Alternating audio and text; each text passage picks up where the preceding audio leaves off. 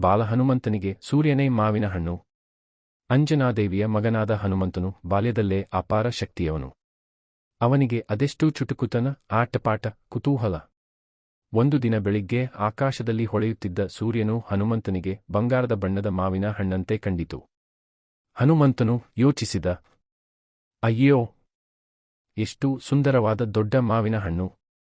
ಇದನ್ನು ತಿನ್ನಬೇಕು. ಅವನಿಗೆ ಹಸಿವು ತುಂಬಿತ್ತು.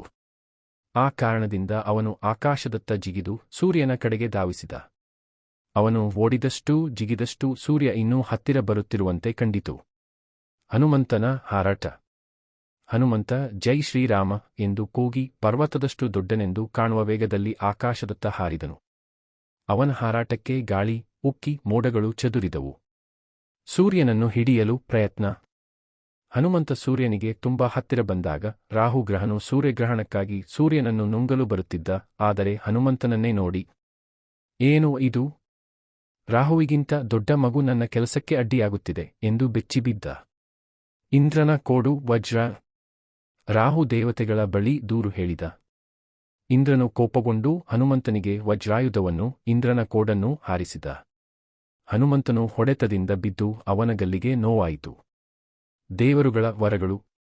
ಈ ಘಟನೆ ನೋಡಿ ಎಲ್ಲ ದೇವತೆಗಳಿಗೂ ಹನುಮಂತನ ಮೇಲೆ ಪ್ರೀತಿ ಮೂಡಿತು. ಅವರು ಒಬ್ಬೊಬ್ಬರಾಗಿ ಹನುಮಂತನಿಗೆ ವಿಶೇಷ ವರಗಳನ್ನು ನೀಡಿದರು. ಬ್ರಹ್ಮ, ಅವನಿಗೆ ಯಾರೂ ಶತ್ರುವೂ ಸೋಲಿಸಲಾಗದು. ಇಂದ್ರ, ಬಿಡಿಸಿದ ಹೊಡೆತದ ಪರಿಣಾಮವಿಲ್ಲ, ಅಮರತ್ವ. ಅಗ್ನಿ, ಬೆಂಕಿ ಅವನಿಗೆ ಏನೂ ಮಾಡುವುದಿಲ್ಲ. ವಾಯು, ಅಸಮಾನದ ವೇಗ. ಸೂರ್ಯ, ಬಲ, ಜ್ಞಾನ, ವಿದ್ಯೆ.